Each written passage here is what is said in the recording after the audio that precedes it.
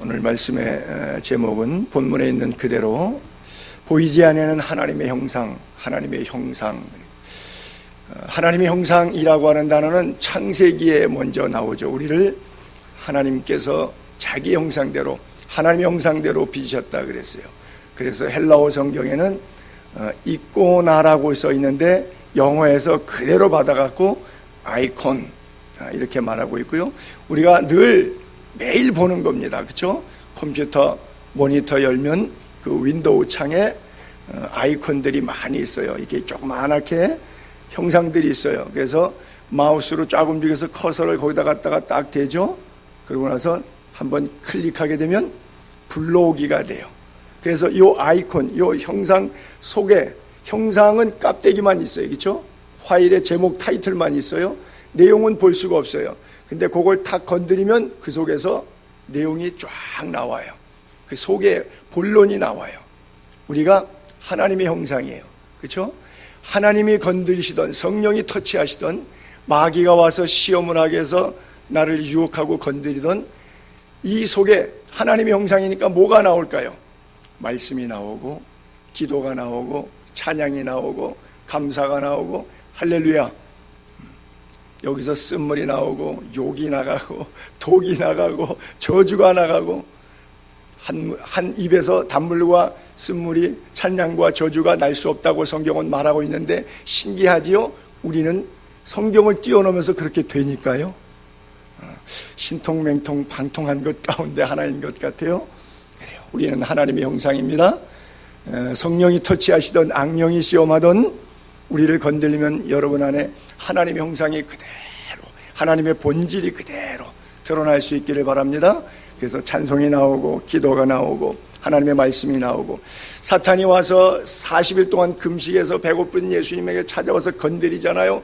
3번 터치할 때마다 기록하였으되 이르시되 말씀으로 사탄을 물리치셨던 예수님의 승리, 그 하나님의 형상, 예수 그리스도를 보이지 않는 하나님의 형상이라 그랬어요.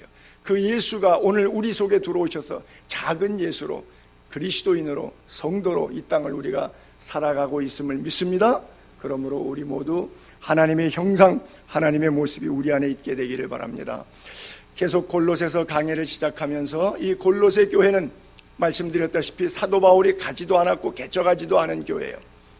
그런데 사도 바울이 에페소에 있을 때에 두란노 서원에서 2년 반 동안 말씀 강해하고 은 5만이 넘는 에페소의 우상들을 전부 다 없애고 말씀이 흥왕하여도 할 때 아시아에서 온 모든 사람들이 말씀을 들었다는데 그 중에 한 포인트였던, 지금 터키 호나즈라고 하는 지역인데 골로새 지역에서 살고 있었던 에바브로, 빌레몬, 이런 사람들이 와가지고 말씀을 듣고 은혜 받고 한 100km 이상 떨어졌어요. 자기 고향으로 돌아가가지고, 야, 에페소에서 바울에게 주었던 그 복음 나도 똑같이 한번 흉내내보자. 그리고 가서 이웃들에게, 친척들에게, 친구들에게 복음을 전하기 시작했어요. 근데 이 에바브로디도가 말씀사에게 특별한 은혜가 있고, 또 빌레몬이라고 하는 사람은 경제적으로 유효했어요. 그래서 빌레몬이, 야, 우리 집에서 모여라. 집 넓으니까. 그래서 빌레몬의 가정에서부터 시작된 교회. 근데 그 교회에 아름다운 소문이 퍼졌어요. 너무 기뻤어요. 사도 바울이 듣고 그 교회에다가 편지를 보내는데 마침 그 교회 내용의 상황을 에바브라가 로마에 왔을 때 들려줬어요. 그래서 감옥에 앉아 있으면서 에바브를 옆에다 놓고 그 들은 소문 격려하고 싶어서, 칭찬하고 싶어서, 물론 2장에 이제 넘어가게 되면, 그러나 그렇게 좋은 교회 안에도 사탄이 와서 시험해갖고 그 유대적 사고방식, 또 헬라인들의 영지주의, 이 두 가지 이단이 와가지고 철학사고와 유대적 율법주의 두 개 때문에 교회를 갉아먹는 그런 일들이 있어서, 이 교회 내가 개척하고 가리키는 교회는 아니었지만 에바브로를 통해서 잘 배웠는데 이 교회의 문제점을 내가 좀 지적해서 칭찬하고 바로 잡아야 줘야 되겠다. 그래서 썼던 것이 바로 이 골로새 교회예요. 성경에도 보게 되면 요한계시록의 7교회 가운데 칭찬받은 교회, 책망받은 교회들이 있는데, 특별히 칭찬 가운데 아주 위대한 교회로 손꼽히는 교회가 필라델피아 교회죠. 왜요? 적은 능력을 가지고도 예수의 이름을 배반하지 않냐고 그 하나님 예수 그리스도의 이름의 영광을 위한 삶을 살았잖아요. 칭찬받는 교회였는데 이 골로새 교회도 흡사 이런 면이 있어서 칭찬했어요. 여러분, 바울이라고 하는 목사가 일개 골로새 지역의 교회들, 지교회 성도들을 칭찬했어요. 자, 그 얘기를 돕고 그것을 연상해서 좀 끌어올려서 우리가 다 주님 나라 섰을 때, 또는 주님이 우리 교회를 보고 있을 때, 예수의 교회, 그리고 지체들을 향해서 칭찬하실 것 같아요? 책망하실 것 같아요? 각자 알아서 답을 쓰시기 바랍니다. 답안지는 예배 끝나고 내세요. 여러분, 이 칭찬받는 교회의 특징이 뭐죠? 분명한 복음의 터, 예수 그리스도의 십자가와 부활 위에 세워진 교회, 그리고 이 복음을 증거하는 지도자에 대한 존중감이 있고 성도끼리 서로 사랑으로 형제 우애하는 교회, 이것이 칭찬받는 교회의 모습이에요. 자, 9절부터 한번 띄워볼게요. 같이 볼게요. 이로써 우리도 듣던 날부터 에바브로디도에게 사도 바울이 골로새 교회 소문을, 이야기를 듣던 날부터 너희를 위하여 기도하기를 그치지 아니하고 구하노니. 시간이 얼마나 지났는지 제가 잘 모르겠는데 하여간 에바브로디도를 통해서 이야기를 들었어요. 에바브로가 그랬겠죠. 바울 선교사님, 제가 바울 선교사님이 두란노에 성경 공부할 때 은혜 받고 깨져가지고, 그래서 우리 고향 동네 가갖고 교회를 세웠는데 이 가정교회에서 이런 부흥들이 있고 이런 문제점들이 있어요. 그리고 얘기를 해줬잖아요. 로마에서 그 얘기를 듣고 편지를 보냈는데, 이 편지를 보내기 직전까지 들은 날로부터 날마다 기도하기를 그치지 않았다 그랬어요. 저는 이런 성경 구절을 읽을 때마다 가슴이 철렁철렁 내려앉아요. 매일 교인들을 위하여 기도한다고 하지만 빼먹을 때도 있거든요. 기도하기를 그치지 아니하고 기도했던 사도, 자기가 개척한 교회도 아니잖아요. 그렇잖아요. 먼 발치에 그 교회에 대한 소문을 들었을 뿐인데, 속 제자 훈련을 통해서 개척된 그런 교회인데, 그런 지교회격인 그런 교회의 성도들을 형편을 살피면서 그 교회를 위해서 끊임없이 기도했던 바울의 뜨거운 목양의 열정. 제가 이 골로새 교인들에게 바울이 권면했던 바울의 모습을 보면서 흡사 구약의 사무엘 선지자하고 이게 오버래핑이 좀 됐어요. 제가 사무엘 선지자가 있었던 사무엘상서 12장부터 좀 볼게요. 사무엘이 백성에게 이르되 두려워하지 말라. 너희가 과연 이 모든 악을 행하였으나 너희를 따르는 데서 돌아서지 말고 오직 너희의 마음을 다하여 여호와를 섬기라. 하나님의 백성들이 하나님을 떠나 살고 있어 악을 행했지만 이제 더 이상 악을 향해서 따라가지 말고 마음을 다해서 하나님께 돌아와라. 여호와만 섬겨라. 돌아서 가지고 반대편으로 가고 사탄 쪽으로 가갖고 유익하게도 못하고 구원하지도 못한 헛된 것, 그런 것 따라가지 말고, 그들은 헛되다. 여호와께서는 너희를 자기 백성으로 삼으신 것을 기뻐하셨다. 그래서 여호와께서는 그의 크신 이름을 위해서도 자기 백성을 결단코 버리지 아니하실 것이니까 여호와를 돌아와서 여호와를 섬겨라. 그리고 이어서 나는 너희를 위하여 기도하기를 쉬는 죄를 여호와 앞에 결단코 범하지 아니하고, 말씀을 잘 가르칠 터인데 선한 말씀, 의로운 말씀, 선하고 의로운 길을 너희에게 가르칠 것인즉, 자, 지금부터 내 설교 잘 듣고 의로운 길로, 하나님 섬기는 길로 돌아와라. 그리고 내가 너희에서 기도하기를 쉬는 죄를 범하지 않을 테니까, 이렇게 이야기하면서 마지막 부분에 너희는 여호와께서 너희를 위하여 행하신 그 큰 구원의 역사, 첫사랑, 첫 구원의 감격, 그것을 회상하라는 거죠. 생각해라. 오직 그를 경외하며 너희의 마음을 다하여 진실이 섬기라 그랬어요. 사도 바울하고 사무엘 선지자하고 신구약을 뛰어넘어서 조금 공통적인 느낌이 여러분 가슴에 오진 않습니까? 근데 여기에 제가 걸렸던 파란 색깔로 줄친 단어, 기도하기를 쉬는 죄. 여러분 많이 들어보셨던, 익히 아시는 단어이죠. 현재 여러분들의 신앙생활에 청진기를 대고, 저 기도하기를 쉬는 죄라고 하는 청진기를 가슴에다가 대고 쿵쾅쿵쾅 울리는 소리를 한번 들어보세요. 내 신앙이 현재 이 죄에 해당되고 있는지, 아니면 이런 죄는 범하지 않고 하나님의 말씀대로 순종하며 잘 살고 있는지. 그래요. 바울의 기도의 제목은 물질적인 것, 육체적인 그런 필요들이 아니라 바로 영적 축복의 집중되고 있었어요. 바울이 지금 이 9절에서 그들을 위해서 기도하고 있었던 것이요. 그렇잖아요. 모든 신령한 지혜와 총명이 하나님의 뜻을 아는 것으로 채워지게 해주세요. 제가 예수의 교회 목사가 예수의 교회 성도들에게 하나님 앞에 기도하는 거예요. 하나님, 예수의 교회 성도들 모든 총명, 모든 지혜가 예수 그리스도 안에서 총동원돼서 제발 좀 살아가는 삶에 하나님의 뜻을 아는 것으로 가득 차게 해주세요. 그렇게 기도했다는 말이에요. 그러니까 골로새 교회의 1세기에 박해받는 시대에 육체적인 건강에 경제적인 인간관계 여러 가지 상황적인 환경적인 요소의 필요들이 많이 있었을 거예요. 근데 그것을 위해서 기도한 것이 아니라 그들이 비록 환난과 역경과 궁핍이 있다 할지라도 그럼에도 불구하고 좌절하지 말고 낭망하지 말고 실망하지 말고 끝까지 믿음을 붙잡고 하나님의 뜻, 하나님의 섭리 안에서 자기 자신의 삶을 말씀에 순종하는 일에 가득히 충만히 차고 넘치게 해주세요. 능히 세상을 이길 힘을 주세요. 너희가 세상에서는 환난을 당하나 담대하라. 내가 세상을 이겼노라. 슬퍼하는, 힘들어하는, 낭망하는, 절망하는 제자들에게 예수님 말씀하셨던 것처럼 사도 바울도 그들의 육적인 문제보다 영적인 문제를 위해서 기도하고 있었어요. 골로새 성도들을 위한 사도 바울의 기도의 제목, 하나님의 뜻을 알게 해달라. 우리가 지금 제자 훈련하고 있는 가운데 예수님의 사람 주제 12가 가운데 오늘 6째 단원에 들어가는데 타이틀이 뭐냐면 주님의 음성 듣기예요. 주님의 음성 듣기. 어떻게 하면 주님의 음성을 들을까? 안 들리는 이유가 뭐예요? 안 들리는 이유가 뭘까요? 내가 불순종하기 때문에. 하나님 말씀하셨거든요. 이러면 안 된다는 것, 신앙 양심에 배운 말씀에 의해서 접목이 돼가지고 깨달아져요. 근데 이것이 나에게 쾌락이 되고 이것이 나에게 소득이 되고 이것이 나에게 육체적 기쁨이 되니까 하나님의 말씀과는 위배되지만은 불순종하고 계속 그쪽으로 가고 있는 거예요. 그러니까 하나님의 말씀이 안 들리는 거예요. 그리고 세상 것으로 가득 찼어요.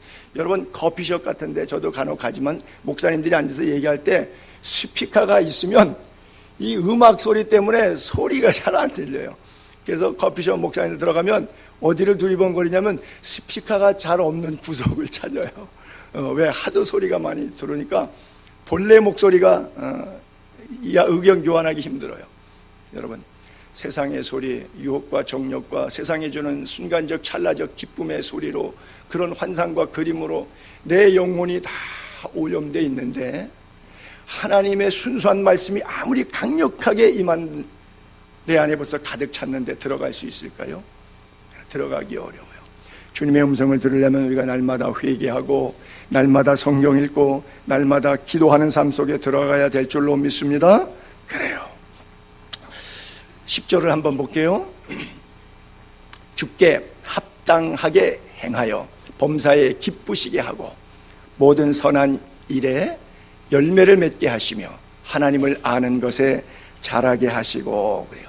첫 번째 기도의 제목이 영적 지식을 구하는 것이었다면 두 번째 기도의 제목은 행동을 요구하는 것인데 즉 실제적 순종을 요구하고 있는 거예요. 그 합당하게 행하여 즉 행동 강령을 근데 그것을 기쁨으로 감당하라고 하는 것이죠. 여러분 무슨 일이든지 여러분 하시고 계신 지금 일 하나님이 보실 때 주님께 합당한 일 하고 계십니까? 부당한 일을 하고 계십니까? 기쁨으로 하고 계십니까? 억지로 하고 계십니까? 주님이 혹시 슬퍼하시는 탄식하는 일을 하고 있지는 않은지 여러분 주님 기쁘시게 합당한 삶 살기를 바랍니다. 그러면 그 모든 선한 일에 거룩한 열매가 맺혀지게 되어 있어요.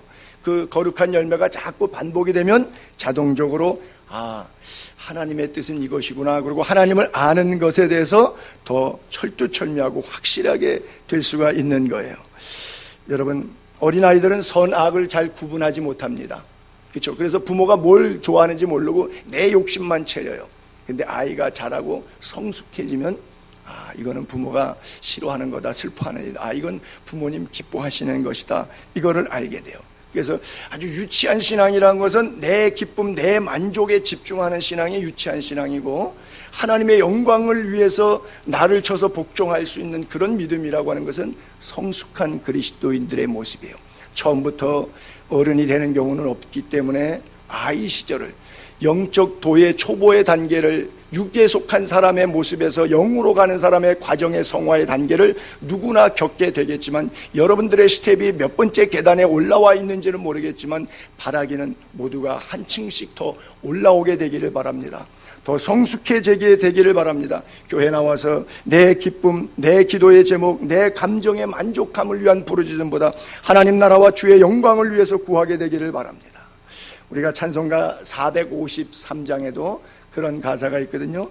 제가 늘 아쉬운 것이, 노래를 잘하면 한 곡조 뽑을 텐데 그냥 가사만 읽어서, 예수도 알기 원하네, 크고도 넓은 은혜와 대속해 주신 사랑을 간절히 알기 원하네.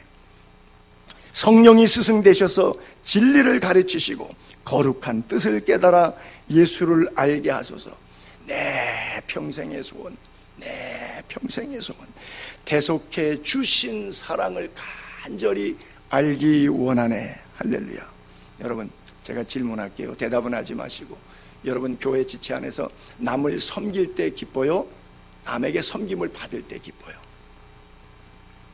남을 섬길 때 기쁘면 약간 성숙하신 분이에요. 근데 남에게 섬김을 받을 때 기쁘면 그리스도인이 아니라는 것은 아니지만 아직 도의 초보에 머물고 있는 거예요. 이게 바로 성도 성숙도의 바로미터예요. 하나 더 물어볼까요? 그러면 섬기는데, 여러분 억지로 섬기세요. 목사니까 이 정도는 해야지, 장로니까 이 정도는 해야지, 권사니까, 집사니까, 내가 그래도 이 교회 창립 멤버인데 이 교회 그래도 5년 이상 다녔으니까 뭐 이렇게 어떤 그 허울과 얼굴 때문에 하는 그런 억지로 섬기세요. 안 그러면 자원하는 마음인데, 나 같은 벌러먼도 못한 인생을 위해서 십자가의 피로 속량해 주신 하나님의 은혜 감사해서 그 십자가 붙들고 감사와 감격과 눈물과 너무 고마움으로 하나님께 대하는 마음으로 섬기세요. 은혜 갚는 마음으로 섬기십니까? 어떤 마음으로 섬기십니까? 여러분 스스로 자문자답하면 여러분들 신앙 성숙도의 바로미터 역할을 할 거예요. 자, 11절로 넘어가 볼게요. 그의 영광의 힘을 따라 모든 능력으로 능하게 하시며, 예수 그리스도의 영광의 힘, 내 파워가 아니라 Energy of Jesus Christ예요. 예수 그리스도의 힘이에요. 그의 영광의 힘을 따라 모든 능력으로 능하게 하시며, 여기의 능력이 바로 드나미스죠. 영어로 가게 되면 다이너마이트라 그러죠. 능하게 하시며 기쁨으로 견디고 오래 참음에 이르게 하시는데, 우리 성도들 가운데도 보면 어떤 사람은 잘 견뎌요, 오래 잘 참아요. 근데 이를 악물고 두고 보자 그러고 참는 거지, 받은 은혜 감사해서 정말 기쁨으로 마음을 열어놓고 하나님과 사람 사이에 수직적 수평적 관계에 오픈된 상태에서 엔조이하면서 참는 게 아니에요. 여러분, 바울의 권면처럼 우리가 하나님의 능력으로 강해지고, 그리고 때때로 시험과 시련과 환난과 역경이 올 때에 잘 견디고 오래도록 인내하되 즐거움으로 기쁨으로 할 수 있게 되기를 바랍니다. 영적으로 건강한 신앙생활을 할 수 있게 되기를 바랍니다. 제 목회에 많은 비중이랄까, 기도의 제목이 제발 좀 건강한 교회가 됐으면 좋겠습니다. 교회라고 하는 것이 바로 여러분들을 일컫는 거죠. 건강한 교회, 건강한 성도가 되었으면 좋겠다는 거예요. 세속적인 교회, 인간 중심적, 교제 중심적 교회보다는 예수 그리스도가 중심이 된 교회, 위에서 부르신 부름의 상을 위해서 뒤의 것을 잊어버리고 표대를 향해 앞으로 달려나가고 또 뛰어나가는 그런 건강한 교회. 건강한 교회라야 또 건강한 성도가 나올 텐데, 건강한 교회는 건강한 목사의 리더십에서 나올 텐데 참 걱정입니다. 그래요. 수많은 나약한 성도보다 좋은 그리스도의 군사들이 여러분 가운데 많이 나올 수 있게 되기를 바랍니다. 모든 견딤과 오래 참음. 우리말에 그런 거 있죠. 왜? 저 사람 맷집이 좋아. 그렇죠? 여러분, 영적인 면에 있어서도 사탄이 막 공격해 오잖아요. 사탄이 펀치를 날리잖아요. 근데 그 모든 펀치가 와도 내 힘으로 이기는 것이 아니라 말씀으로, 주의 성령의 권능으로 이기기 때문에 마저도 하나도 안 아픈 거예요. 돌에 맞아 스데반이 죽으면서도 하나도 안 아픈 거예요. 오히려 영안이 열리고 천국문이 열리고 살아계신 예수님이 하나님 우편에 서 계신 것을 보는 거예요. 저는 그 구절을 볼 때마다 늘 연상되는 것이 사도 바울의 미안함과 늘 오버래핑 되는 거예요. 사도 바울이 셋째 하늘에 올라갔을 때 얼마나 많이 회개하고 얼마나 많이 스데반에게 미안했을까. 그렇잖아요. 스데반이 천국이 열리고 예수님이 하나님 우편에 섰은 걸 봤다 그러니까 얼마나 열받았어요. 그때 열왕창 받았잖아요. 사도 바울이. 그래서 때려 죽였잖아요. 근데 자기가 예수 믿고 셋째 하늘에 끌어올라가 보니까 이거 진짜잖아요. 그때 바울의 마음속에 스데반을 향한 미안함일까? 하나님 앞에 회개와 통곡이. 이미 예수 믿고 성숙한 단계에 온 다음에 셋째 하늘에 끌어올라갔지만 그때 또 회개하는 거예요. 그래서 날마다 죽노라, 날마다 회개한다 그랬어요. 나는 여러분들의 신앙이 갈수록, 해를 거듭할수록 더 성숙해지고 날마다 예수 안에서 죽고 여러분 안에 예수 그리스도가 살아나는 역사가 있게 되기를 바랍니다. 신앙의 맷집이 좋은 그리스도인 될 수 있기를 바랍니다. 억지로가 아니라 써있는 그대로 기쁨으로 감당하고 기쁨으로 견디게 되기를 바랍니다. 고난 좋아하는 사람이 어디 있어요? 그런데 고난이 왜 오느냐? 성경은 그렇게 답을 주고 있거든요. 네가 불완전하니까 너를 완전하고 성숙한 그리스도인으로 세워가는 과정으로 고난을 주신다고 그렇게 말씀하고 있어요. 성경 볼게요. 야고보서 1장 2절 그리고 4절을 연결해서 내 형제들아 너희가 여러 가지 시험을 만나거든. 살면서 시험 없는 인생은 없지. 여러 가지 시험 만나잖아. 온전히 기쁘게 여기라. 여러분 성경 구절이니까 단어니까 이해는 되지만 실제 우리들의 삶 속에 육체 가운데 경제 가운데 시험이 오면 그 시험 때문에 할렐루야 하고 기쁨이 생겨요. 참 어려운 이야기입니다. 그렇죠? 인내를 온전히 이루라. 이는 너희로. 왜 이런 여러 가지 시험이 오느냐? 너희로. 첫째, 온전하게 만들려고. 두 번째, 구비시키려고. 세 번째, 부족함이 없게 하려고. 하나님께서 우리를 성결한 하나님의 사람으로 채워가시기 위해서 그래요. 그래서 주 안에서 경건 때의 더 믿음으로 살고자 애쓰는 사람에게는 시험과 유혹과 환난과 핍박이 더 강력하게 따라오는 거예요. 제가 그런 비유 가끔 하잖아요. 벽에다가 공 던질 때 살살 던지면 살살 튀어나오지만 세게 던지면 더 세게 튀어나와요. 사탄도 영적인 원리가 그래요. 예수 대강 믿고 주일날도 빠져먹고 봉헌생활 예배 시간 모든 면에 있어서 설렁설렁하세요. 여러분 괜찮을 거예요. 병도 안 걸릴 거고 뭐 경제적으로도 그렇게 큰 어려움 없을 거고요. 사기도 안 당할 거고 그냥 사는 날 동안에 뭐 부족함이 없을 거예요. 그러나 여러분이 금식하고 정말 이렇게 믿어서는 안 되지, 신앙생활로 더 바짝 신앙의 진리의 허리띠를 동이고 복음에 예비한 신을 신고 열심을 내보세요. 사탄이 그냥 가게 내버려두나 더 극성 난리, 사고가 있고 어려움이 있고 질병이 있고 환란이 있고 역경이 노도와 같이 강풍처럼 여러분들을 힘들게 합니다. 그래서 하나님이 있으면 나를 왜 이렇게 안 도와줘 그러고 기도하다가 더 이상 기도 안 하고 포기하게 만들어요. 여러분, 우리를 더 성숙한 하나님의 천국 시민답게 만들어주기 위해서 때때로는 환난과 역경과 궁핍과 핍박이 오는데 그것은 어려운 것을 바라보지 말고 그것을 통해서 나를 훈련시키고 나를 성숙하게 하시는 하나님의 은혜를 바라본다면 넉넉히 이길 줄로 믿습니다. 기쁨으로 감당할 줄로 믿습니다. 우리를 부족함이 없게 하려고 여호와는 나의 목자 되시면 내게 부족함이 없다는 걸 깨달아. 때로는 사망의 음침한 골짜기를 다닐지라도 해를 두려워하지 않을 것은 주님이 나와 함께하는 임마누엘 예수 그리스도가 내 가슴에 가득 차 있기 때문에 여러분 가슴에 하나님의 나라로 가득 차게 되기를 바랍니다. 베드로후서 2장 8절 9절 10절 볼게요. 의인이 그들 중에 거하며 날마다 저 불법한 행실을 보고 들으므로 그 의로운 심령이 상함이라. 여러분 대표적으로 롯이 그랬잖아요. 믿음의 조상 아브라함 삼촌하고 같이 있을 때는 날마다 제사 지내고 여호와의 이름을 부르고 제단 쌓는 것 보고 같은 생활을 했는데 갈라진 이후에 소돔과 고모라 성에 가가지고 뭐 동성애와 죄악의 쾌락이 관영한 땅에서 의인이 그 의로 살았던 그런 생활을 살지는 않았는데 세상적 삶을 살지는 않았는데 신앙의 울타리 안에 살아왔는데 불법한 행실을 보고 들음으로 의로운 심령이 상했어요. 여러분, 천하에 장군이 없습니다. 저도 목사도 시험 들어요. 말 잘하고 설교 잘하는 우리 목사님은 괜찮겠지, 천만의 말씀이요.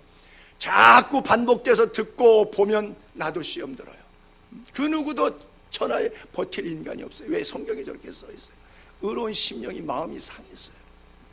주께서 경건한 자는 시험에서 건지실 줄 아시고, 그러나 주님 의지하면 주님이 건져주실 줄로 믿는 거예요. 그 믿음이 우리에게 필요해요. 그러나 비참하게도 불의한 자는 형벌 아래 부어 심판날까지 지키게 합니다. 그러니까 불의한 사람은 더 잘 먹고 더 잘 살고 더 잘 될 거예요. 그러나 그것 때문에 배 아파하지 마세요. 속히 쇠잔하에 질 날이 있다고 잠언 37편은 말하고 있어요. 특별히 주관하는 일을 멸시하는 자들에게는 하나님의 말씀의 사역자들을 멸시하는 자들에게는 형벌할 줄 아시느니라. 이들은, 그들의 행동은 어떻게 해요? 당돌하죠. 아주 자긍심이 있죠.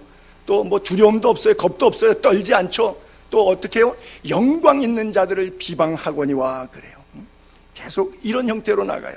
자, 그러나 베드로후서 계속 이어서 2장 12절부터 볼게요. 11절 건너뛰고, 그러나 이 사람들은 본래 잡혀 죽기 위하여 난 이성 없는 짐승 같아서. 여러분, 성경은 온 천하를 주고도 바꿀 수 없는 사람의 생명의 가치를 가장 귀하게 여기고 있는데, 이 구절에서는 잡혀 죽기 위해, 좀 심한 말로 이렇게 예를 들게요. 좀 정제되지 않은 언어를 사용함을 용서하세요.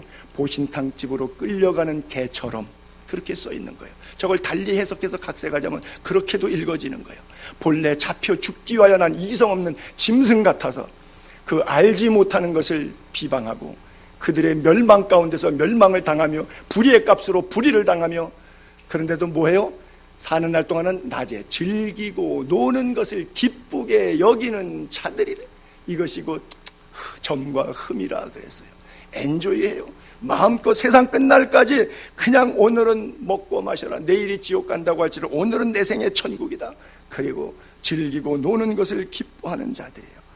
그러니 베드로 사도가 안타깝다. 이게 점과 흠이라, 오해 티로구나, 암적 존재구나, 그렇게 말하고 있어요.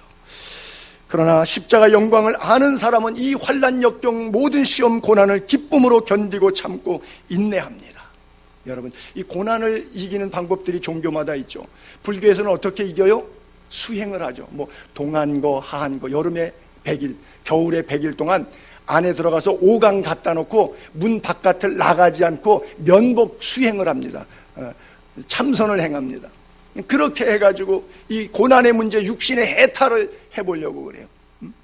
또 모슬렘 같은 경우는 뭐예요? 그냥 단 한마디로 그냥 인샬라, 그렇죠? 그냥 하늘의 뜻이라고 그냥 그러면 뭐든지 다 되는 거예요. 터키에서 비행기를 갈아타는데 안 떠요. 2시간 뒤, 4시간 뒤, 8시간 뒤 계속 안 떠요. 가서 물어봤더니 왜 안 뜨냐고 하니까 방송 멘트도 없어요. 하는 말이 인샬라 그래요. 인샬라. 얼마나 답답해요. 그러니까 저만 가서 계속 컴플레인하지, 거기 터키 형제들은 터키 비행기니까 터키 공항이니까 터키 사람들만 많았는데 아무도 컴플레인 안 해요. 왜? 알라의 뜻이니까. 그래요. 고난의 해결의 방법이에요. 우리는 어떻게 이기죠? 십자가 붙잡고 주님의 은혜 의지하고 하나님의 약속의 말씀 붙잡고 최후 승리 믿으면서 고난을 오히려 은혜로, 고난을 오히려 영광의 재료로 승리하지 않습니까? 그래서 C.S. 루이스는 고난을 뭐라고 표현했다고요? 확성기라고. 내가 잘 못 알아들으니까 평안하고 잘 먹고 잘 사니까 하나님의 진노가 머물러 있는데도 깨닫지 못하니까 때로는 한 대 탁 치는 거예요. 그러면 아이쿠 하고 하나님 제가 뭐가 잘못됐죠? 자기를 돌아보게 되잖아요. 그래서 고난은 확성기다 그랬어요. 축복의 통로다 그렇게 말씀했어요. 여러분, 이 고난, 역경, 시험, 환난 우리가 어떻게 이길 수 있어요? 본문에 써 있잖아요. 그의 영광의 힘을 따라 모든 능력으로 능하게 이길 수가 있다 그래요. 하나님이 주시는 힘으로 이길 수 있음을 믿습니다. 네. 스펄전 설교집을 읽다가 보니까 그런 구절이 있었어요. 하나님이 힘 주시는데 노아의 방주 때 짐승들을 하나님이 다 가라 그랬어요. 그러니까 노아가 문 열어놓으니까 제 발로 다 걸어서 알아서 들어갔어요. 근데 스펄전이 뭘 생각했냐면 달팽이를 생각한 것 같아요. 달팽이도 얼마나 힘들었을까요? 그 안에까지, 노아 방주 안에까지 기어 들어갈 때 글쎄 3박 4일 걸렸는지 모르겠어요. 일주일 동안 물려있는 동안에 달팽이도 기어서 들어갔는데, 그렇게 스폴저 목사님이 얘기했다. 달팽이도 하나님의 힘을 의지하여 구원의 방주에 들어갔다. 그 구절을 읽고 얼마나 속으로 참 재밌고 은혜가 됐는지요. 여러분, 하나님의 힘을 의지해서 난공불락 여리고성은 전투하지도 않았는데 그냥 무너져 버렸어요. 그러나 만만히 보고 아이성에 내 힘으로 할 수 있다고 나갔을 때는 그냥 패하고 말았어요. 누구 힘으로 이기는 거예요? 전쟁은 여호와께 속한 것인 줄 믿습니다. 세상 전쟁뿐 아니라 영적 전쟁도 마찬가지예요. 신앙생활도 마찬가지예요. 여러분이 내가 목사니까, 신학 공부했으니까, 난 장로니까, 교회 생활 30년 했으니까, 내가 그래도 적어도 내가 예수를 한 40년 믿었는데, 그 캐리어, 연조, 경험, 상식, 신학, 교리, 지식 가지고 예수 믿으면 날마다 패하고 시험 듭니다. 무엇 의지해야 돼? 하나님 예수 그리스도의 능력, 그 영광의 풍성한 능력, 듀나미스, 다이나마이트 같은 말씀으로 우리를, 죄를 폭파시켰던 그 예수 그리스도의 능력을 의지하게 되기를 바랍니다. 12절, 우리로 하여금 빛 가운데서, 12절,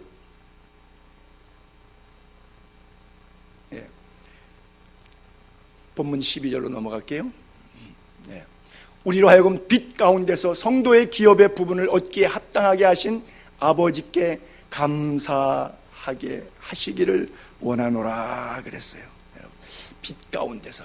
여러분 지금 빛 가운데 거하고 계십니까? 어두움에 거하고 계십니까? 가끔 아이들 때 놀이 때도 그렇고, 뭐 청년의 수련회 같은 것 때도 할 때도 그러죠. 우리 그 맹인 체험 해보죠. 맹인 체험. 눈 감고 뭐 1시간 버텨보기. 길도 가고 화장실도 가고 뭐 여기저기 숙소에도 왔다 갔다 하고 계단도 오르락내리락 하고. 근데 1시간 맹인 체험 그 수련회 때 게임할 때 해보면 아무도 1시간 다 지키는 친구가 없어요. 다 쇳눈 떠요. 왜? 힘들어요. 1시간. 그런데 만약에 평생을 그렇게 산다고 생각해 보세요. 얼마나 힘든 거예요. 그래요. 빛을 잃어버리면 암흑세계에 빠져야 되는데, 우리가 육신의 빛, 육신의 눈이 떠지는 것이 아니라 영적으로 감겨져 있는데, 천국도 없고 구원도 없고 영생도 없는데 다 잃어버렸는데, 빛 가운데 살지 않는데 교회 다닌다고 빛이 있는 줄로 착각하지 않게 되기를 바랍니다. 성도의 기업의 부분이 뭐예요? 바로 천국 영생이 아니겠습니까? 제가 신학교 때 우리 학교에 체프를 왔는데, 79년도죠. 누가 왔냐면 강사로, 잊어버리지 않는 안요한 목사님 아들인데, 나중에 그렇게 반항하로 살다가 자기 아버지 목사님 예배당 벽에다가 하나님은 태초에 하나님이 계시니라 써있는데, 태초에 하나님은 계시지도 아니하셨느니라. 안요한복음 1장 1절. 지가 이름이 안요한이니까, 아버지가 목사니까 이름을 요한이라고 적었기 때문에, 그렇게 교회에서 속삭이는 목사 아들이 그 지경 되니까 목사님이 목회할 때 얼마나 힘들었겠어요. 나중에 장님이 된 다음에 깨닫고 점자 신학 공부해갖고 목사가 됐는데, 그걸 간증하러 다니는데 저희 신학교 때 채플 시간에 왔는데, 그 채플 시간에 제목이, 설교 제목이 앞 못 볼 때의 유익과 앞 볼 때의 손해. 제가 잊어버리질 않아요, 그 제목이. 그리고 자기가 예수 만나기 전에 눈 떴을 때 삶과, 육신의 눈이 감고 나서 영안이 열려서 예수 믿고 주의 영광을 위해서 복음의 일꾼으로 쓰임받는 그 과정 일생을 쭉 이렇게 설교를 1시간 했는데, 하여간 테마는 그거였는데, 내용의 구체적인 것은 잘 생각이 안 나는데 제목은 아주 생생하게 기억나요. 앞 못 볼 때의 손해와 앞 볼 때의 유익. 앞 못 볼 때의 유익과 앞 볼 때의 손해. 그렇죠? 여러분, 본다고 다 보는 것이 아니고 진짜 예수 그리스도를 볼 수 있게 되기를 바랍니다. 그래요. 그가 어떤 분이에요? 13절과 14절을 볼까요? 그가 우리를 흑암의 권세에서 건져내사 그의 사랑의 아들의 나라로 옮기셨으니 그 아들 안에서 우리가 속량 곧 죄 사함을 얻었도다. 할렐루야. 그래요. 흑암의 권세에서 천국으로, 아들의 나라로 옮겨졌어요. 우리 이사 간 거예요. 그렇죠?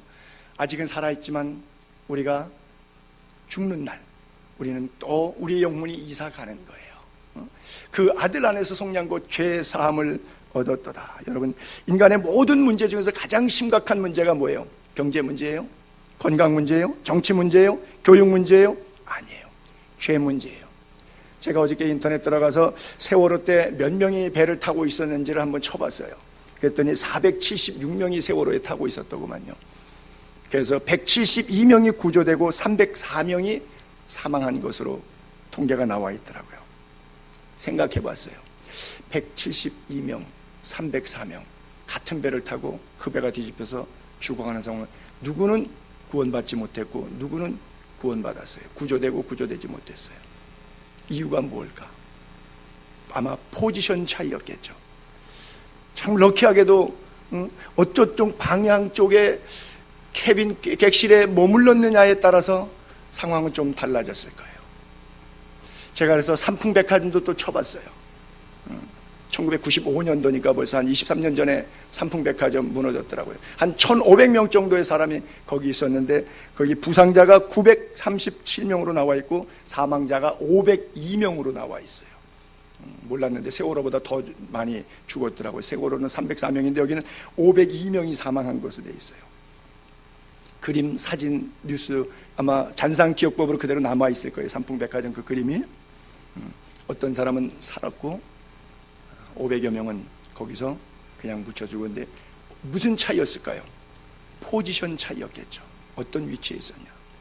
자, 여러분, 이렇게 표현하기에 여러분들이 어떻게 느끼실려면 모르겠는데, 교회가 구원을 주는 것은 아닌데 그냥 교회라고 하는 노아의 방주, 구원의 방주로 상상을 합시다.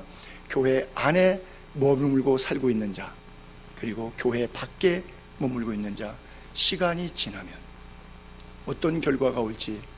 자, 그러면 또 줌 땡겨서 교회 안에는 들어왔는데 예수를 내 인생의 주인으로 섬기는 자와, 내 인생의 주인이 교회는 나오지만 종교, 도덕, 수양 생활이지, 목사가 나쁜 말 하지 좋은 말 하지 나쁜 말 하지 않으니까 그래도 가니까 들을 말은 있더라. 그래도 인생 살면서 간간히 이 정도의 윤리, 상식, 이 얘기 정도는 들어주는 것도 일주일에 50분 듣는다고 내 인생에 도움되지 뭐 손해볼 건 없겠다. 그래서 나와 앉아 계신 분은 지옥 갑니다. 왜냐하면 예수가 그 인생의 구세주가 아니기 때문에. 그래요. 똑같은 삼풍백화점 안에, 똑같은 세월호 안에 있는데 누구는 구원, 누구는 구조되지 못하는 그런 안타까운 현실을 제가 예를 들었는데, 그 차이는 제가 위치의 차이지만 영적인 차원에 있어서는 믿음의 차이입니다. 예수 그리스도가 여러분 인생의 주인이 될 수 있게 되기를 바랍니다. 뭐 에볼라라든지 메르스라든지 이런 건요 치사율이 50%도 안 돼요. 근데 죄는 치사율이 100%입니다. 죄의 싹은 사망이에요. 이 문제 해결 안 되면 0.001%도 구원받을 길이 없어요. 어떤 질병도 치사율이 100%는 없는데 영적으로 죄는 치사율이 100%예요. 엄청나게 무서운 거예요. 이게 에볼라보다 메르스보다 더 무서운 거예요. 그 어떤 질병보다, 에이즈보다 더 무서운 거예요. 근데 우리는 거기서 속죄함을 받았어요. 할렐루야. 구세주 예수 그리스도 때문에. 그래서 우리의 삶에 예수님이 주인 되시는 겁니다. 우리는 그리스도의 보혈로 용서함을 받았어요. 흑암의 권세에서 건져내서 아들의 나라로 옮겨주셨어요. 그리고 속량곧 죄사함을. 여러분, 속량이라고 하는 것이 뭐예요? 갚을 속자잖아요. 이거 지불할 속자란 말이에요. 내가 한국 속담에 그런 거 있죠. 거저주면 공짜는 귀중한 줄을 몰라, 뭐 그런 말이 있죠.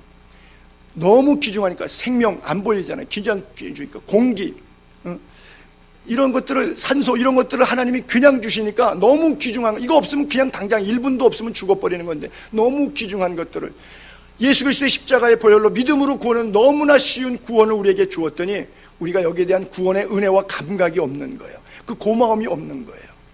그리고 구원받지 못한 자와 동일하게 옛사람의 삶을 그대로 사는 거예요. 히브리서 9장 22절을 볼게요. 피로써 정결하게 되나니 피 흘림이 없은즉 사함이 없느니라. 예수님 피 때문에 우리가 구원함을 받은 거예요. 십자가의 피값으로. 이것이 바로 구약의 유월절이고 신약의 부활절이 되는 거예요. 십자가를 통한 부활의 영광. 나의 죄를 씻기는 예수의 피밖에 없네. 다시 성케하기도 예수의 피밖에 없네. 예수의 흘린 피 날 희게 하오니 귀하고 귀하다. 예수의 피밖에 없네. 아멘이십니까? 그래요. 예수의 피 앞으로 돌아갈 수 있게 되기를 바랍니다. 예수님께 회개하게 되기를 바랍니다. 중세 교회는 교회 지도자들이 잘못 가르쳤어요. 이 회개를 면죄부를 사게 하고 성당을 짓게 하고 선행을 하게 하고 율법을 지키게 하고 성지순례 시키고, 그렇게 해서 자기들의 죄에 대한 속죄함의 은총이 오는 줄로 잘못 가르쳤어요. 오늘도 그렇게 믿는 사람들이 많이 있어요. 기복적인 신앙이에요. 15절 볼게요. 그는 보이지 아니하는 하나님의 형상이요 모든 피조물보다 먼저 나신 이시니. 자, 창세기 1장 27절 우리가 다 알지만 한번 또 볼게요. 창세기 1장 27절 하나님이 자기 형상 곧 하나님의 형상대로 사람을 창조하셨다. 그리고 남자와 여자로 창조하셨다. 그래서 우리는 원숭이가 짐승이 진화된 것이 아니고요, 남자와 남자를 독초하는 것이 좋지 못하다고 돕는 배필로 지으신 것이 아니라 남자와 여자를 지으셨기 때문에 동성애는 죄가 되는 거예요. 있을 수가 없는 거예요. 여러분, 얼마 전에 인터넷 뉴스 보니까 어떤 목사님이 10개월 동안 선거법 위반으로 법정 구속이 됐어요. 그래서 그분이 나름 규모가 있는 교회 목사님인데 감옥에 갔어요. 기독 자유당한다고 선거 유세하면서 누구를 찍으라 교인들에게 독려했기 때문에 그것은 선거법의 위반이라는 거예요. 예전에는 그런 법이 없었는데 자꾸 이제 민주주의가 정책되면서 공정선거라고 하는 타이틀로 목사가 강대상에서 특정인을 지지하게 되면 그 현행법의 죄가 되는 거예요. 근데 옛날에 죄가 아닐 때는 괜찮았는데 그것이 죄가 되니까 지금 10개월 동안 들어가 있거든요. 이것을 비유로 이렇게 들어서 지금은 법이 없기 때문에 대한민국에서는 동성애는 죄입니다 라고 말해도 제가 감옥에 가지 않습니다. 근데 조금 있다가 1년 뒤에 될지 금년 말에 될지 2, 3년 뒤에 될지 몰라요. 대한민국에 성소수자를 위한 차별금지법이 통과가 돼가지고 동성애가 더 이상 죄가 아니다 합법화되고 동성결혼도 주민등록 호적 등본에서 입적이 가능한 세월이 오면 그때는 성경에 동성애가 죄라고 써 있어도 저는 비성경적으로 설교하든지 안 그러면 그냥 그 설교 하지 말든지 안 그러면 설교하다가 감옥 가든지 이 그 동네에 사는 동성애자들이 우리 교회를 나를 죽일 생각으로 와가지고 우리 이 교회 다닐 테니까 동성애자인데 결혼 줄에 서 주십시오. 그러면 제가 쓰면 하나님 앞에 매맞는 거고 안 쓰면 세상에 몰매맞고 여론에 몰매맞고 감옥에 갇히는 거고, 그렇죠? 그 차이예요. 그 얼마 남지 않았어요. 뭐 미국은 이미 그렇게 돼서 실형 산 사람도 있고 영국에서도 1,500파운드인가 뭐 벌금 낸 사람도 있고 그렇죠? 그래요. 하나님의 형상대로 지음받은 인간이 얼마나 타락하고 전락됐는지를 보여주고 있어요. 시편 49편 20절을 한번 볼게요. 존귀하나 깨닫지 못하는 사람은 멸망하는 짐승 같도다. 그래요. 또 한 구절 더 볼게요. 마태복음 7장 6절. 거룩한 것을 개에게 주지 말고 너희 진주를 돼지 앞에 던지지 말라. 그들이 그것을 발로 밟고 돌이켜 너희를 찢어 상하게 할까 염려하라. 그래요. 여러분, 여기 거룩한 것과 진주는 예수님 말씀 가운데 복음을 이야기하고 있죠. 개돼지는 뭐예요? 예수 안 믿는 이방인들을 비유하고 있죠. 예수 믿는 선교사가 예수 안 믿는 미전도 종족을 향해서 복음을 줍니다. 근데 그들이 받고 회개하고 예수 믿으면 얼마나 좋아요. 그런 경우도 없지 않아 있지만 때로는 우리를 발로 밟고 찢어 상하게 하고, 그래서 우리가 순교를 당해야만 하는 일들이 비일비재하게 있는 겁니다. 한국에도 100여 년 동안 2,200명의 선교사들이 와서 땀 흘렸고 때로는 목숨 흘렸고 피 흘렸던 겁니다. 그래요. 우리는 하나님의 형상으로 창조되었습니다. 잃어버린 하나님의 형상을 회복할 수 있게 되기를 바랍니다. 예수 그리스도의 마음이 여러분 가슴에 품어지게 되기를 바랍니다. 16절 17절 볼게요. 마지막 절이에요. 만물이 그에게서 창조되되 하늘과 땅에서 보이는 것들 보이지 않는 것들 혹은 왕권 주권 통치자 권세 만물 다 첫 번째는 그로 말미암아 창조되었고 두 번째는 그를 위하여 창조되었다. 또한 그가 만물보다 먼저 계시고 만물이 그 안에 함께 섰다. 그래요. 모든 만물 이꼬르 보이는 것 플러스 보이지 않는 것들 다 보이는 것이든 보이지 않는 것들 모든 만물 여러분 다 그로 말미암아 어떤 것도 다 그런 거기에 근데 예를 사도 바울이 이렇게 들었네요. 왕권, 주권, 통치자, 권세, 만물 세상에 보이는 것 보이지 않는 모든 것들을 총체적으로 싸잡아서 표현할 수 있는 열거법으로 쭉 나열했어요. 다 거기 열거된 것들 다 하나님이 창조한 것이고 하나님을 위해서 창조되었다 그렇게 쓰고 있어요. 왕권들. 그래서 제가 이 왕권들이라고 하는 주권들, 통치 이런 것 개념 때문에 제가 이 예를 조금 드리려고 해요. 북이스라엘의 왕이 19명 있었습니다. 남쪽 유다 왕이 마지막 시드기야가 죽을 때가 20명이 있었어요.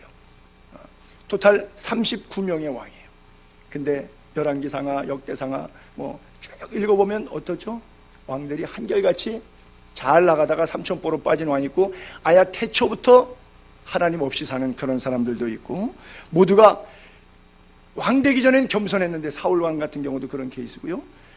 권세를 잡고 통치하고 왕권이 주어지니까 그 다음부터는 교만해지는 거예요.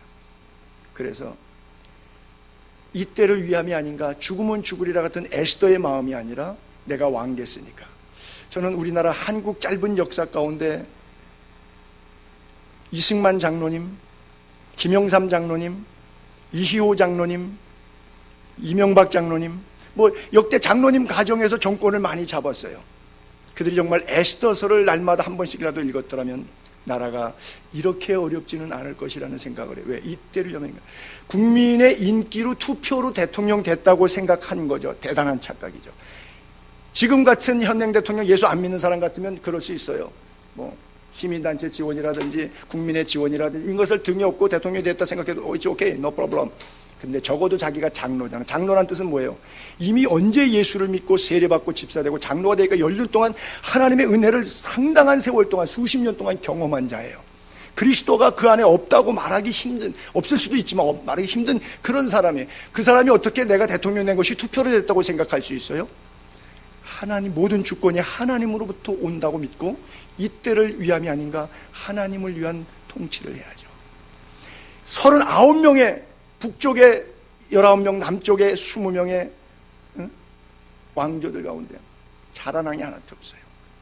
개중 아주 잘한 사람 뽑아서 내가 요시야 왕 8살의 왕에 등극해서 8년 뒤에 16년 차부터 나이 16살 먹을 때 종교개혁을 단행했던, 잃어버린 하나님의 형상을 회복하기 위해서 전 백성 전 국가에게 행했던 하나님의 통치를 그대로 실현했던 그 왕의 신뢰들을 성경에서 잠깐 올려볼게요.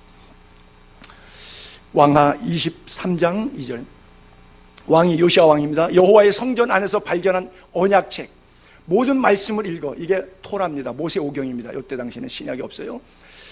모든 말씀, 즉 모세오경을 다 읽어요. 여러분 한번 그거 해볼까요? 우리가 언제? 모세오경 창세기부터 신명기까지 다 읽으면 시간 얼마나 걸릴까요? 백성들이 하루 종일 땡볕에 서서 있었을지도 몰라요. 모든 말씀을 읽었어요. 무리의 귀에 들려줘요. 왜요? 인쇄술이 발달되지 않으니까 모든 성경지석이 있지 않잖아요. 그러니까 귀에 듣게 해주는 거예요. 그러니 눈으로 이렇게 읽으면 스피드가 나지만 소리로 읽으면 스피드는 2배 이상 걸립니다. 왕이 단에 섰어요. 여호와 앞에서 언약을 세웁니다. 마음을 다하고 뜻을 다하고 여호와께 순종하라. 그리고 그의 계명과 법도와 율례를 지켜라. 그리고 이 책에 기록된 토라 언약의 말씀을 이루게 해라. 하매 백성이 다 그 언약을 따르기로 하니라 그랬어요. 자, 또 23장 21절부터 보게 되면 왕이 백성에게 명령합니다. 이르되 이 언약책에 기록된 대로 너희 하나님 여호와를 위하여 유월절을 지키라 하매 사사가 이스라엘을 다스리던 시대부터 이스라엘 여러 왕의 시대와 유다 여러 왕의 시대 이렇게 유월절을 지킨 일이 없었더라 써 있어요. 여러분 사사가 들어간 것이 출애굽 끝나고 여호수아에서 사사가 들어가니까 그게 1400년경이죠. BC요. 그리고 저거는 남쪽 유다의 16대 왕인데 622년에 통치 시작했던 왕입니다. 그러면 세월이 얼마나 지난 거예요? 800년 사이가 벌어진 거예요. 저 사사 시대부터 이스라엘 여러 왕, 즉은 아직까지는 다 끝나지 않았지만 토탈로 따지면 이스라엘에 19대 왕이 있었고요. 여러 왕. 그 다음에 유다의 여러 왕, 시드기야까지 20명 하면 39명이에요. 근데 괜찮은 왕 하나도 없어요. 시드기야도 나중에 교만해서 하나님 앞에 범죄해요. 이렇게 유월절을 지킨 일이 없었냐.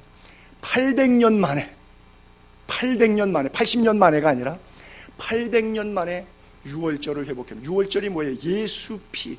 그렇잖아요. 유월절이 예수 피의 부활절 아닙니까?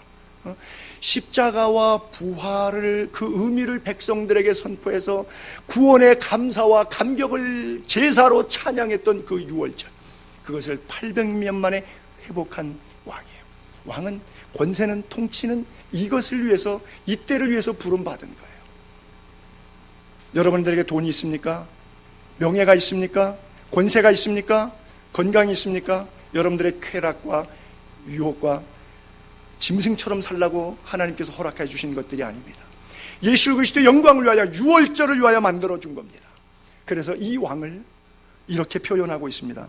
다음 절, 마지막 성경 구절인데요, 요시아 왕이 또 유다 땅과 예루살렘에 보이는 신접한 자, 점쟁이, 드라빔, 우상, 모든 가증한 것을 다 제거하였으니, 우리 안에 있는 이런 것들을, 탐심들을 제거할 수 있기를 바랍니다.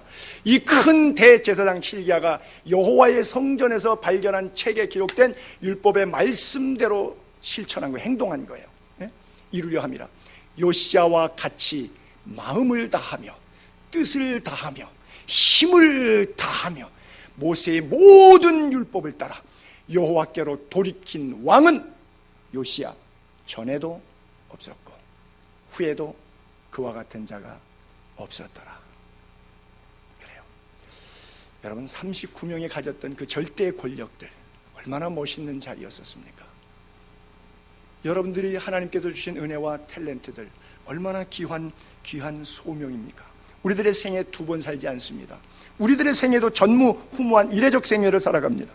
세월을 아끼라 때가 악하니라, 성령으로 충만함을 받으라 말씀하신 것처럼 마귀한테 속아서 씩씩거리다가 인생 소비하고 열린 관뚜껑 앞에 서 있는 멸망하는 짐승 같은 미련한 인생 되지 말고 말씀이 여러분 삶 속에 이루어지는 성도 될 수 있기를 바랍니다. 사도 바울의 기도 제목이 우리들의 기도 제목처럼 정말 영적인 시각이 열리고 하나님의 권능으로 믿음으로 승리하고 시험과 환난은 역경은 경건의 재료로 쓰임받게 되기를 바랍니다. 우리는 하나님의 영광을 위해서 창조되었습니다. 하나님의 뜻이 하늘에서 이루어진 것처럼 우리 교회를 통하여, 여러분들을 통하여 또 이루어질 수 있기를 주님의 이름으로 축복합니다. 기도하겠습니다. 하나님,